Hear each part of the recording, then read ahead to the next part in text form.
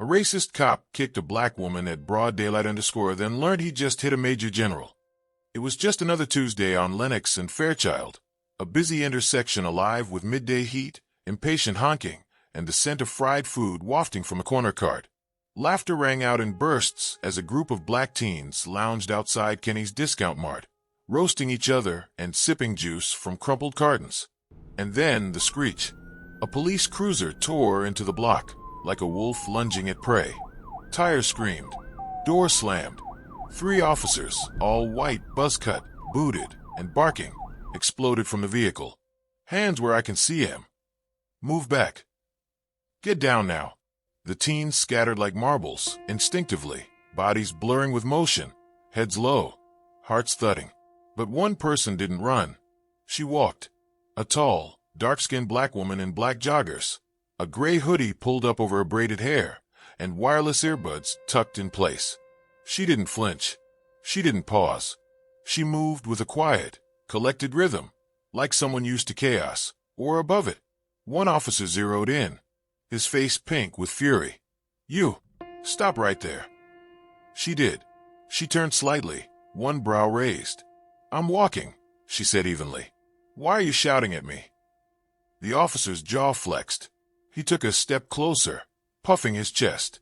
"I said get on the ground." "On what charge?" Her voice remained even, clear. No panic. It wasn't defiance, not exactly. More like precision. But he wasn't listening.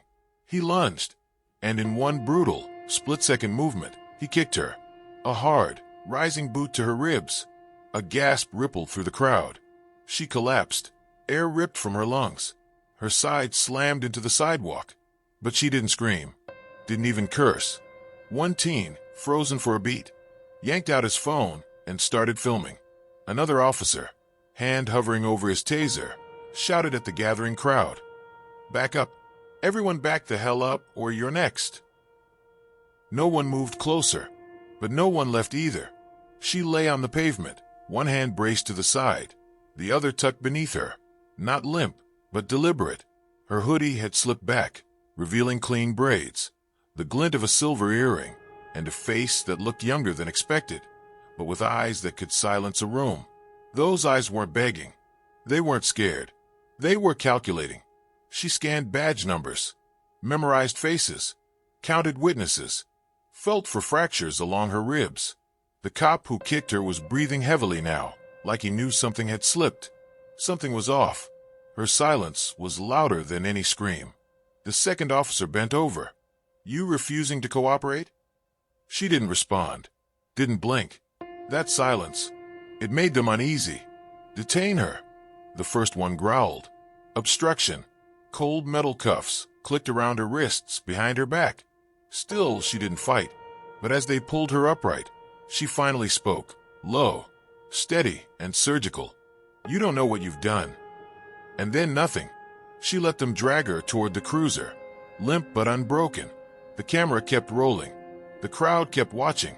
And the world, though it didn't know it yet, was about to change. The metal slammed shut behind her with a mechanical finality. The back seat of the cruiser was cramped and hot. Her wrists ached where the cuffs bit skin. But the woman, unnamed, unread, unknown, sat with her spine straight, knees steady, and her breath slowing with deliberate control. Across the city block, sirens echoed, but no one moved like before. People weren't just stunned, they were witnessing. The teen with the phone was still recording, even as his hand trembled. Behind him, an older woman cursed under her breath, mouthing prayers and rage all at once. Others murmured, "Why'd they hit her?" She didn't do nothing. She didn't even raise a hand. Inside the cruiser, the officers were speaking, but she wasn't listening to words. She was reading tones. Their voices were tense, too high. That kick wasn't procedure. They all knew it. She didn't have ID. She was being combative. She resisted. Lie. But she didn't argue. The cruiser sped off. Sirens off. Windows cracked. She stared ahead, her gaze calm, controlled. Left rib bruised, possibly cracked. Breathing is shallow but manageable. 3 officers. 2 wore body cams. The kicker had his conveniently malfunctioning. Third officer too eager, likely new, unpredictable. As they turned corners and ran red lights, she began breathing in rhythm. For seconds in, for seconds out. Control the breath, control the body, control the body, control the room. It was a mantra drilled into her years ago in Kandahar, in Virginia. In training programs she wasn't allowed to talk about. She wasn't reciting it for calm. She was activating. They pulled into the precinct lot. No one opened the door for a moment. She didn't move. The silence stretched. One officer finally yanked it open and barked, "Let's go." She got out slowly. Every motion deliberate, every step saying, "I am not afraid." The front desk clerk raised a brow as they brought her in. "What's this?" Obstruction. Resisting. She got ID. She refused. The clerk looked her over. Something about her posture didn't match what they were saying. Still, they moved her along. No questions asked, just assumptions. In the holding area, she sat on the bench, cuffed to the wall, still silent. When they tried to fingerprint her, the machine returned no match. They tried again. Nothing. One officer scoffed. "She probably gave us a fake name." Except she hadn't given them any name. Now annoyed, another officer leaned close. "You think you're smart? That this little stunt's gonna make you famous." She didn't flinch. He sneered. "You people always playing the victim." She turned her head slowly. Locked eyes. Still didn't say a word. That shook him more than any insult could have. Down the hallway, a younger cop leaned against a vending machine, watching the viral video from outside, already uploaded and spreading fast. He was black. Fresh face. Wide eyes. Name tag Henry. Officer Malik Henry. He watched the clip again. Watched the moment the woman fell. Replayed the silence. The calm. The look in her eyes. There was something in it. Something he couldn't shake. He'd seen that posture once before. At his cousin's military funeral. A female general stood at attention. The same precision. The same silence that could break glass. He looked up. Down the hallway. Toward the holding cell.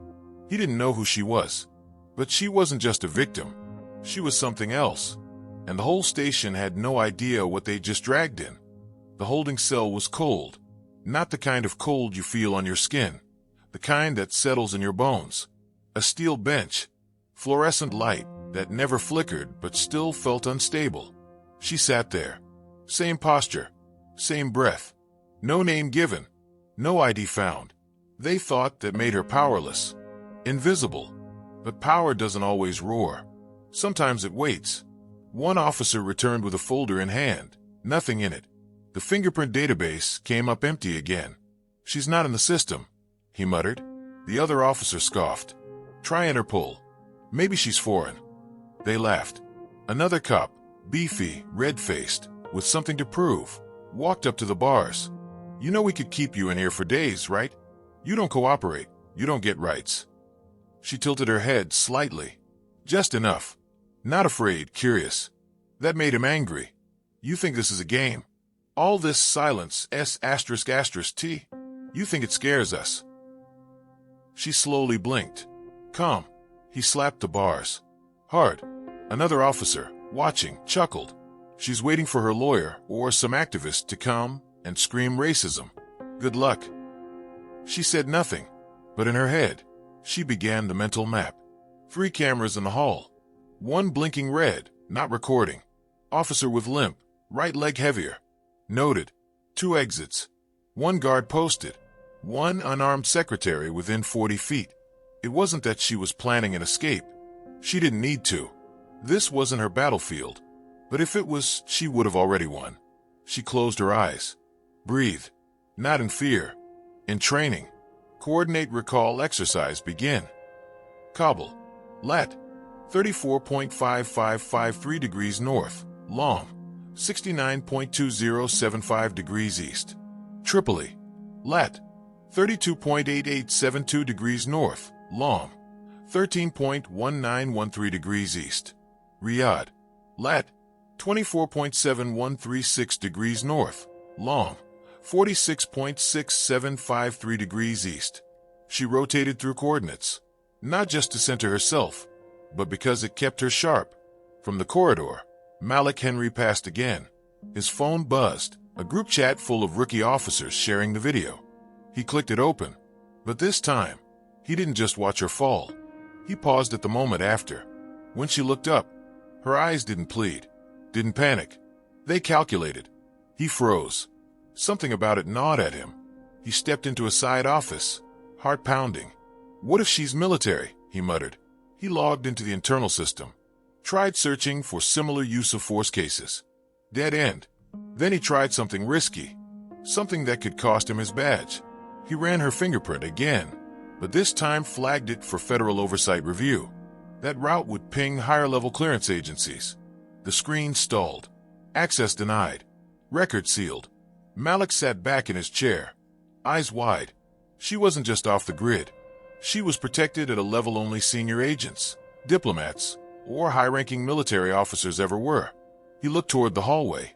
The woman in the cell hadn't made a sound, hadn't raised a hand, and yet somehow, she was the most dangerous person in the building, and the fools cuffing her had no clue what they'd just stepped into. Malik Henry hadn't been on the force long, just 6 months out of the academy, fresh-faced and full of purpose. He joined because he believed change came from within, that maybe if someone like him wore the badge, it could mean something different. But today had shaken that belief. The woman in holding, silent, still, watchful, was like no one he'd ever seen. And after what he just discovered, she wasn't no one. She was someone they weren't supposed to touch. He leaned back in the precinct's narrow break room, staring at the footage again on his phone. The moment of the kick. Her fall. Pause. Her eyes. There was a posture to her that wasn't arrogance. It was discipline. Malik had seen it before, at his uncle's retirement ceremony from the Navy. The way career soldiers stood, even when at rest. Spine aligned, jaw relaxed, but alert. He remembered his uncle saying, "You can always spot someone trained.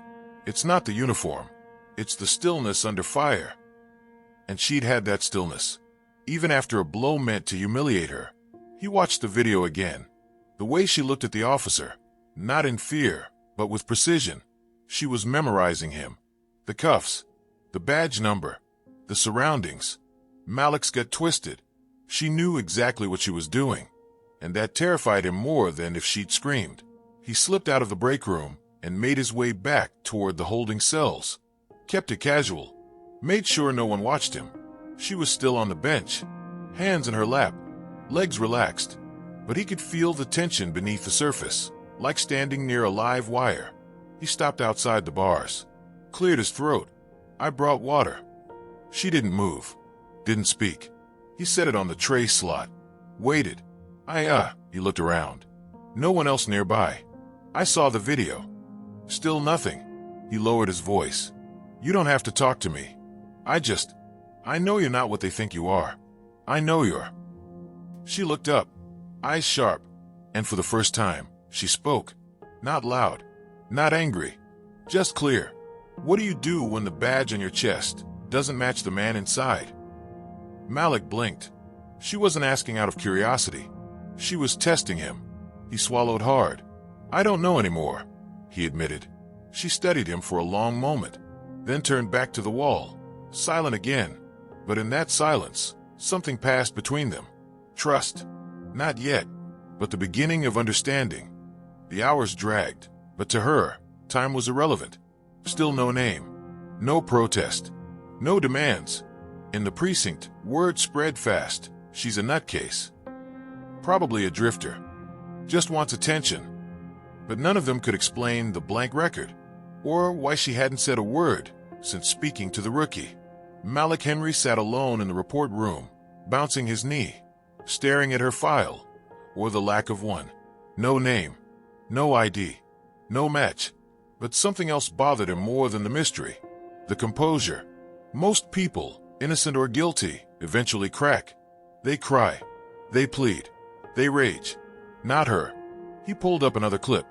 The footage was everywhere now. TikTok, Twitter, news outlets. Headlines. Black woman brutally kicked by police, says nothing. Commentary. Her strength was chilling. Debate. Why didn't she resist? Protests, starting to form. Small but growing. Malik minimized the screen, walked toward holding again, heartbeat tapping faster. She was still there. Same position, but this time, she was humming softly. A low, almost inaudible hum, rhythmic, steady. He leaned in. Is that Morse code? No answer, but the humming stopped. He sighed. You're military, aren't you? No flinch. No acknowledgement. Then she spoke. Barely audible. Silence is a tactic. Never confuse it for surrender. Malik stepped closer. I sent your prints to someone I trust. Outside the department. If I'm right, they'll call soon. She turned her head toward him. Finally, her gaze met his, unwavering. And for the first time, Malik noticed. Her eyes weren't tired. They were calculating. Focused. Alive. I didn't think anyone in here would recognize what they were looking at, she said quietly. Malik took a deep breath. I don't know who you are, he said, but I think they messed up bad. She gave the faintest nod. Worse than they know. Then back to silence. Malik stepped away, rattled. He knew now, this wasn't about some viral video. This was about a force greater than the badge. A weapon they had no idea they'd activated. The video spread like wildfire. What had started as a shaky clip posted by a scared teenager had now ignited something fierce. She didn't fight. She didn't flinch. And he still kicked her. The question echoed across timelines, comment threads, and newsrooms. Activists were already organizing. Black mothers with bullhorns, college students printing signs, lawyers drawing up statements. And still no name. No one knew who she was. Only that she was someone. Inside the precinct, tension snapped and sizzled like electricity. Reporters were calling nonstop. The police chief barked into his office phone while rubbing his temples. The officer who kicked her, Sergeant Dale Kravitz, was in a defensive spiral. I told her to get down. She didn't comply. She resisted. But the video didn't lie. The footage showed a calm woman. Still. Focused. Unarmed. And a white cop lashing out with violence. Malik Henry watched it all unfold from his desk. His phone buzzed, a message from his contact. The trusted friend from his academy days, now working a quiet tech role for a military clearance division. Bro, I don't know what you did, but this woman's record is redacted at top-level clearance. That means classified military ops.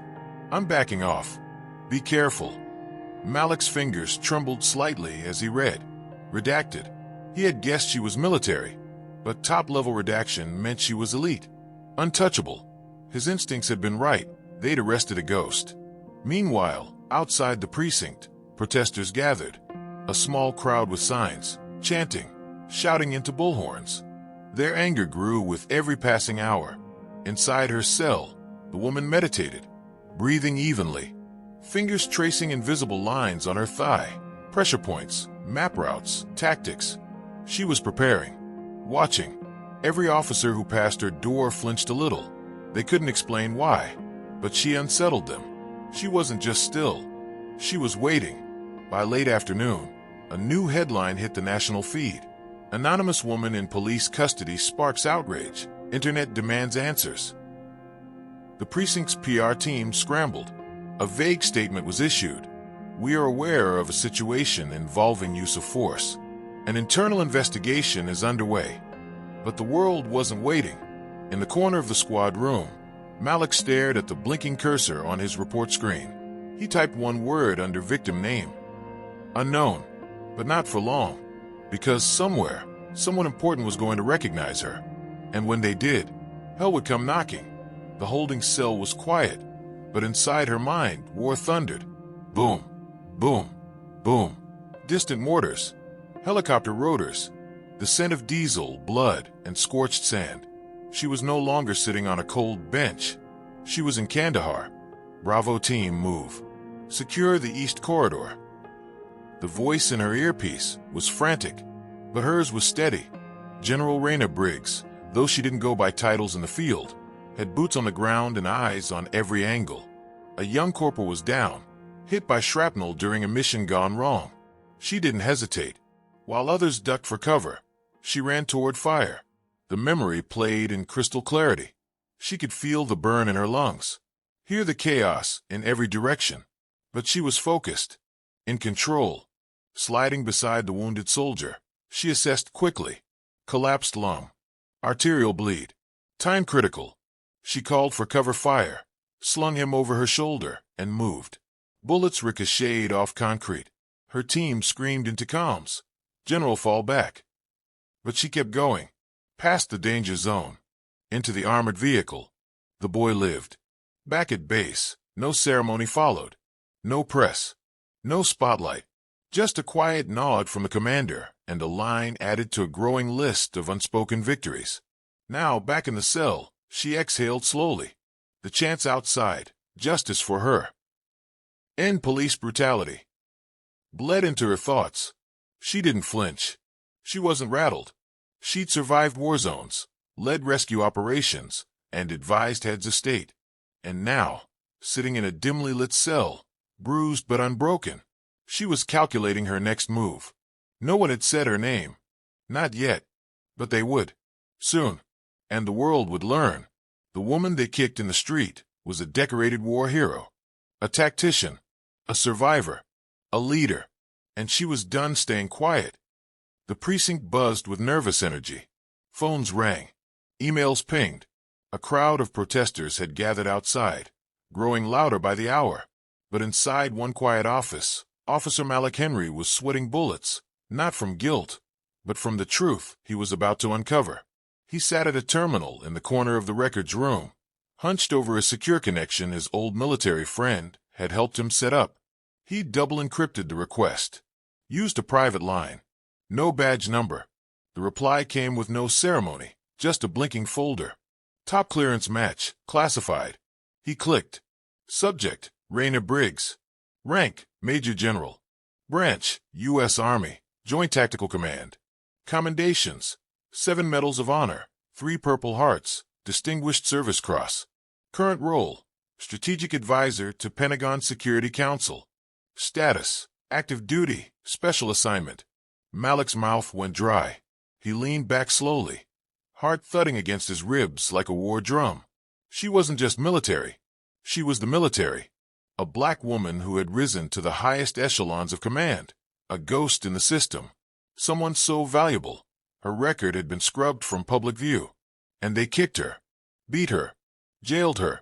He looked at the timestamp. She'd been in that cell, bruised, silent, dismissed, for 26 hours. Malik stood, chest heaving. No one in the department knew. Not the chief. Not IA. They thought she was a homeless woman. A troublemaker. But they'd just assaulted one of the most powerful and respected military figures alive. He walked to the mirror in the hallway. Looked himself in the eyes. Okay, he whispered. You wanted to know the truth. Now do something with it. Back in the holding cell, General Raina Briggs sat unmoving, eyes closed. A faint sound drifted in. Someone outside was chanting her name now. Just her first name. Raina. Raina. Raina. She didn't smile. But inside something shifted. Recognition was coming. And when it did, she would not shrink. She would rise. The mood in the precinct changed before anyone knew why. First came the phone call. Then the second. By the third, the chief was sweating through his collar. He burst into the bullpen barking orders. Get internal affairs. Now. Clear the press line. Lock down all files on yesterday's arrest. But it was already too late. Outside, the protest had tripled in size. Inside, Raina Briggs was still in holding, sitting still as stone, legs crossed, face expressionless, until the door creaked open. Not a cop, not a lawyer, a federal official. Older, white, pinstripe suit, an eagle lapel pin on his collar. He walked in with 2 men in plain clothes, flanking him. When his eyes landed on her, he stopped cold. The color drained from his face. He recognized her instantly. Jesus Christ, he whispered. Then louder. Uncuff her. Now. The officer nearby hesitated. I said UNCUFF. Her. They rushed to obey. Raina didn't stand yet. She looked at the federal official, measured his panic, and finally she spoke. Her voice was calm, controlled, precise. You just created a national incident, she said, rising slowly. I hope you're ready for the consequences. Outside the precinct, a reporter clutched her earpiece. "We're getting confirmation." "Yes, this just in. The woman arrested yesterday is Major General Raina Briggs, a high-ranking Pentagon advisor and decorated war hero." The crowd exploded. Phones came out. Flags were raised. Tears fell. They knew her name now, and they wouldn't forget it. Inside, the chief was pale, pacing. Internal affairs was in full retreat. Malik stood quietly, off to the side, watching it all unfold. Raina turned to him, and for the first time, she gave him a look that said everything. Respect, recognition, readiness. The machine was already moving. A leak had triggered a landslide. Press vans lined the block. Social media surged with her name. Hashtag General Briggs. Hashtag she fought here too. Hashtag justice in uniform and out. By nightfall, the Department of Justice had stepped in. The 3 officers were suspended indefinitely. The video was now on every major network.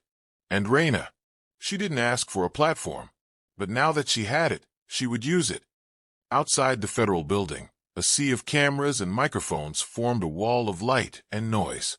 Veterans, civil rights leaders, supporters, and reporters packed the steps. At the center, standing tall despite the bruises and bandages beneath her clothes, was General Raina Briggs. She adjusted the microphone, glanced at the crowd, and spoke with a voice steady and commanding. The same voice that had led troops through war zones, now leading a nation toward reckoning. "I fought for this country," she began, eyes scanning the faces before her. "I bled for this flag. But what happened on that sidewalk told me I am only respected when I'm in uniform, not when I'm just black." Her words cut through the tension like a knife. That has to change. Behind her, rows of veterans stood in uniform, some saluting, others nodding in solemn agreement. Women who served under her stood proudly, their presence a powerful testament. Beside her stood Officer Malik Henry, the young rookie who had seen through the silence and helped uncover the truth. They exchanged a quiet nod, no words necessary. The crowd erupted into applause. News headlines exploded across every platform. Assaulted black woman revealed as decorated Army general. Justice for General Briggs. Police chief replaced. DOJ takes over investigation. Veterans and activists unite for change. Raina concluded, "I do not seek revenge. I seek justice. Not just for me, but for every person who has been silenced, dismissed, or harmed because of who they are." As the press conference ended, she turned and walked down the steps. The cameras followed, capturing a war hero not just surviving battlefields abroad, but facing the battle for dignity and respect at home. A final flashback overlapped. Raina moving through gunfire in Kandahar, now through a sea of cameras and protest signs. She was never powerless. They just didn't recognize the battlefield. And now, the fight had only just begun.